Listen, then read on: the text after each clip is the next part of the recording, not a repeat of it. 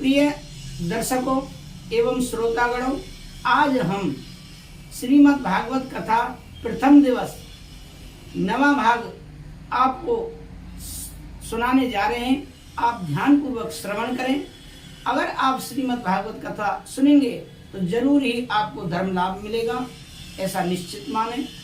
तो सबसे पहले हम आधा मिनट के लिए मंगलाचरण करते हैं। अस्मत् गुरुभ्यो नमः, अस्मत् परम गुरुभ्यो नमः, अस्मत् सर्व गुरुभ्यो नमः, श्री राधा कृष्णाभ्याम नमः, श्रीमते रामानुजाय नमः। लंबोदरम परम सुंदर मेघदंतम, पीतांबर त्रयनयनम परम पवित्रम, उद्वद्वाकर निभोजल कांत कांतम, विघ्नेश्वरम सकल विघ्नहरम नमामि। श्रीमद् भागवत कथा प्रथम दिवस नवा भाग गोकर्ण द्वारा अपने पिता आत्मदेव को ज्ञान देना, जिसको हम गोकर्ण गीता भी बोल सकते हैं। देहेस्तमास रुद्रे विमितम त्यजत्वं, जाया सुतादिश सदा ममतां विमुञ्च, पश्याम्निशं जगदिदं क्षणभङ्गनिष्ठं, वैराग्यम राग रसको भव भक्तनिष्ठ। गोकर्ण जी कहते, पिताजी ध्यान से सुनिए। जीव को संसार में बांधने की दो ही रस्सियां हैं। रस्सियों के नाम हैं अहमता और ममता। अहमता और ममता में, अहमता और देह के नातों में ममता, इन दोनों रस्सियों में जीव बंधा हुआ है।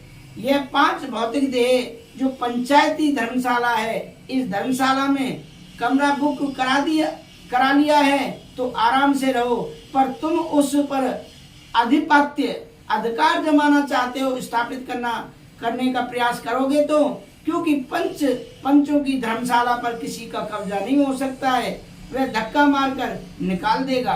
बाबा गोस्वामी तुलसीदास जी क्या कहते हैं? क्षत्र जल पावक गगन समीरा, पंच रचित ये अदम शरीरा। इन पंच तत्वों ने यह पंचायती धर्मशाला अपने अपने अंश दान करके बनाई है। हम लोग प्रेम से रहें, पर हम लोग तो कब्जा ही कर बैठे हैं। कोई एक बार रहने के बाद खाली करना ही नहीं करना नहीं चाहता, क्योंकि इसीलिए पिताजी देह पर बारंबार विचार करने से देह शक्ति छूट जाती है। यह शरीर मांस मेद मज्जा स्नायु आदि से विनिर्मित है। गोकर्ण जी के उपदेश को सुनकर पिता आत्मदेव ने घर छोड़ दिया और वन में चले गए। वहां भगवान की सेवा करते और भागवत के 10वें स्कंद का पाठ करते भगवान की सेवा के प्रभाव से अंत में उन्होंने भगवान को प्राप्त कर लिया। पिता के चले जाने पर एक दिन धुंधकारी ने अपनी माता धुंधली को पीटा और कहा, बताओ धन कहाँ छुपा रखा है? यदि नहीं बताओगी तो जलती हुई लकड़ियों से पीटूंगा। पुत्र के इस कर्मों से माता धुंधली अत्यंत दुखी हो गई और रात्रि में कुएं में कूदकर प्राण त्याग दिया। माता की मृत्यु के पश्चात गोकर्ण जी तीर्थ यात्रा में निकल गए। यहाँ धुंधकारी स्वच्छंद हो गया कि घर में 5 वैश्याओं को ले आया। उनके पालन पोषण के लिए वे अत्यंत उग्र काम करने लगा। एक दिन उन्होंने आभूषणों की इच्छा प्रकट की। धुंधकारी चोरी करके बहुत से वस्त्र आभूषण ले आया। उन वस्तुओं को देखा तो उन्होंने विचार किया कि यह चोरी करता है, एक ना एक दिन यह जरूर पकड़ा जाएगा। राजा सारा धन छीन लेगा और इसे मृत्यु दंड दे देगा। मरना तो इसका निश्चित ही है, क्यों ना हम ही इसको मार देते हैं। उन्होंने रात्रि में सोते हुए धुंधकारी को बांध दिया। गले में उसके फांसी का फंदा डालकर मारने लगी, परंतु जब वह नहीं मरा तो घबरा गई और जलते हुए अंगारे उसके मुंह में ठूस दिया। आज धुंधकारी सोचने लगा, सुधामयम बचो यासाम कामनाम रसवर्धनम, हृदयम क्षुरधराभाम प्रिय को नाम योषताम। स्त्रियों की वाणी तो अमृत के समान कवियों के हृदय में रस का संचार करती है, किंतु हृदय छुरे की धार के समान तीक्ष्ण होता है। भला इन स्त्रियों का कौन प्यारा होता है। और तड़प तड़प कर धुंधकारी का प्राणांत हो गया। उन्होंने वहीं गड्ढा खोदकर धुंधकारी को गाड़ दिया। धन लेकर जहां तहां तक निकल गई। कुछ समय पश्चात जब गोकर्ण जी ने धुंधकारी की मृत्यु का समाचार सुना तो अनाथ जानकर गया जी में उसका श्राद्ध किया। जिस जिस तीर्थ में गोकर्ण जी जाते वहां उसका श्राद्ध करते। एक बार घूमते घूमते गोकर्ण जी अपने नगर में पधारे। रात्रि का समय था, संत थे, उन्होंने सोचा मेरे कारण किसी को कष्ट ना हो, इसीलिए सीधे घर में आकर सो गए। मध्य रात्रि में धुंधकारी अपना विकराल रूप दिखाने लगा। कभी वह भेड़ा बन जाता, तो कभी हाथी बन जाता, तो कभी भैंसा बन जाता, तो कभी राजा बन जाता, कभी अग्नि के रूप में प्रकट हो जाता। उसे देख गोकर्ण जी समझ गए यह कोई दुर्गति को प्राप्त जीव है। गोकर्ण जी ने पूछा तुम कौन हो, इस गति को कैसे प्राप्त हुए और ऐसा भयानक रूप क्यों दिखा रहे हो। गोकर्ण जी के इस प्रकार पूछने पर धुंधकारी जोर जोर से रोने लगा, कुछ बोल नहीं सका तथा इशारा करने लगा। तब गोकर्ण जी ने हाथ में जल लेकर गायत्री मंत्र से जल को अवमंत्रित किया और धुंधकारी पर छिड़क दिया, जिससे धुंधकारी को बोलने की शक्ति हुई। और उसने कहा, दर्शकों मैं आपको थोड़ा सा बता रहा हूँ कि गायत्री जो मंत्र है ये मंत्रों का राजा है। आप अन्य मंत्र जाप ना करके आप गायत्री का जाप करें, क्योंकि यह मंत्रों का राजा है। श्लोक अहम भ्राता त्रियोस्मि धुंधकारी नामतः स्वकीये नेव दोषण ब्रह्मत्वं नासत मयाम। भैया मैं तुम्हारा ही भाई धुंधकारी हूँ। अपने ही दोषों के कारण आज ब्रह्मत्व को समाप्त करके भयंकर प्रेत बना भटक रहा हूँ। कितने पाप किए, कितने दुष्कर्म किए, इसकी कोई गणना नहीं कर सकता। उन पापों का परिणाम यही है कि आज प्रेत बनकर भटक रहा हूँ। केवल वायु का आहार करने को मिलता है और कुछ नहीं, भयंकर कष्ट पा रहा हूँ। अहो वंदो कृपा सिंधो भ्रातरमासमोचय। हे भाई आप कृपा के सागर हैं, कृपा करके मुझे इस योनि से मुक्त कराओ। गोकर्ण जी ने कहा, धुंधकारी मैंने तुम्हारे लिए गया श्राद्ध किया था, फिर भी तुम्हारी मुक्ति क्यों नहीं हुई। धुंधकारी ने कहा, भैया मैंने इतने पाप किए कि सैकड़ों गया श्राद्ध से भी मेरी मुक्ति नहीं होगी, इसीलिए आप कोई ऐसा उपाय कीजिए। कैसा उपाय कीजिए? दूसरा उपाय कीजिए। गोकर्ण जी ने कहा, इस समय तुम अपने स्थान को जाओ, मैं तुम्हारी मुक्ति के विषय में विचार करूंगा।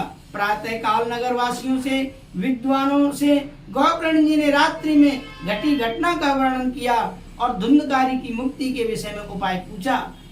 जब विद्वानों का कोई एक मत नहीं हुआ तो गोकर्ण जी ने अपने योग बल से सूर्य भगवान की गति को रोक दिया और उन्हें प्रणाम किया और उनकी स्तुति की। तुभ्यं नमो जगत साक्षिन् ब्रूहि मे मुक्ति हेतकम। हे जगत के साक्षी भगवान नारायण, सूर्य नारायण, आपको मेरा प्रणाम। बताइए धुंधकारी की मुक्ति कैसे होगी। भगवान सूर्य ने स्पष्ट शब्दों में कहा, श्रीमद् भागवतान मुक्ति सप्ताहम वाचनम करो। गोकर्ण जी आप श्रीमद् भागवत की कथा सप्ताह कथा कहिए, इसी से धुंधकारी की मुक्ति होगी। भगवान सूर्य नारायण की इस प्रकार कहने पर गोकर्ण जी एक वैष्णव ब्राह्मण को प्रधान श्रोता बनाया सुनने के लिए और भागवत की कथा प्रारंभ की। धुंधकारी कथा सुनने के लिए आया, परंतु वायु रोग होने के कारण एक स्थान पर ठहर नहीं पा रहा था। तब उसको एक 7 गांठ वाला बांस दिखाई दिया, उसी में प्रविष्ट हो वह कथा सुनने लगा। प्रथम दिन की कथा जब विश्राम हुई तो जोर का शब्द करती हुई बांस की एक गांठ फट गई। दूसरे दिन दूसरे तीसरे दिन तीसरी, और इस प्रकार 7 दिनों में 7 गांठें फट गई। विभेदन कर दिया। दिव्य रूप धारण कर धुंधकारी प्रकट हो गया। उसके गले में सुंदर तुलसी की माला शोभायमान हो रही थी। उसने पीतांबर धारण कर रखा था, मेघ के समान सुंदर श्यामल वर्ण, सिर पर जो मुकुट, कानों में कुंडल सुशोभित हो रहे हैं। उनके गोकर्ण जी के चरणों में प्रणाम किया और कहा, धन्या भागवती वार्ता प्रेत पीड़ा विनाशिनी, सप्ताहो तथा धन्य कृष्ण लोक फल प्रद। भैया, यह भागवत की कथा धन्य है, यह प्रेत पीड़ा को नाश करने वाली है। और भागवत की साप्ताहिक कथा तो साक्षात श्री कृष्ण का धाम प्रदान करने वाली है। जैसे अग्नि गीली सूखी छोटी बड़ी समस्त लकड़ियों को जलाती है, उसी प्रकार भागवत सप्ताह सुनने से मन वचन और कर्म के द्वारा किए हुए छोटे बड़े नए पुराने समस्त पाप जलकर भस्म हो जाते हैं। तो जो अन्न प्रातः काल पकाया जाता है, जो अन्न प्रातः काल पकाया जाता है, सायंकाल में खराब हो जाता है, तो उसी अन्न के रस से पुष्ट हुए शरीर की नित्यता का वर्णन क्या करें। जो श्रीमद् भागवत की कथा नहीं सुनते हैं, वे पानी में उठने वाले बुलबुले और जंतुओं के मच्छरों के समान मात्र मरने के लिए ही उत्पन्न हुए हैं। पानी केरा बुदबुदा असमानस की जात, देखत ही छिप जाएगा जो तारा प्रभात। जिस भागवत की सुनने से जड़ बांस की गांठ फट सकती है, तो उससे चित्त की गांठ खुल जाए, इसमें क्या आश्चर्य है। धुंधकारी इस प्रकार बोल ही रहा था कि एक दिव्य विमान आ गया। सबको देखते ही देखते धुंधकारी उस विमान में चढ़ गया।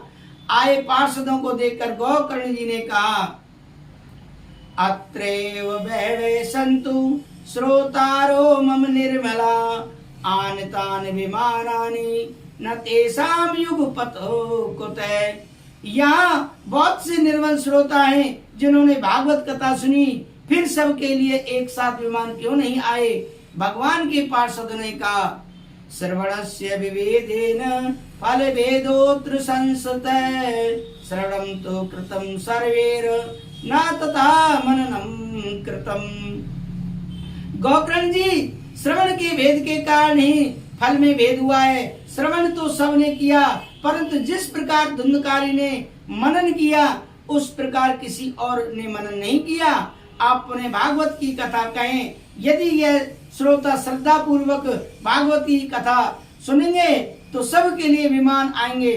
वह गोकर्ण जी ने पुनः श्रावण मास में भागवत की कथा कही और कथा की समाप्ति पर भगवान श्री हरि अनेकों विमानों के साथ प्रकट हो गए और अपना 5 जन शंख बजाया तथा गोकर्ण जी को हृदय से लगा लिया।